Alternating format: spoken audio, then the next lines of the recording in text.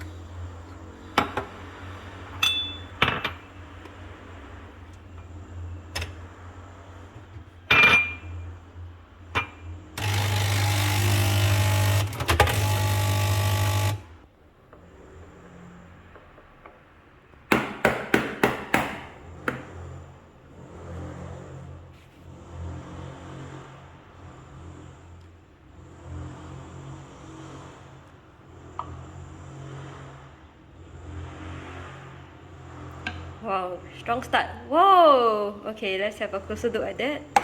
And here we have the proud result of today's attempt at the report hut. Very good rippling. Can see all the nice lines in between. A bit one-sided, but very good. So much better compared to the last few attempts.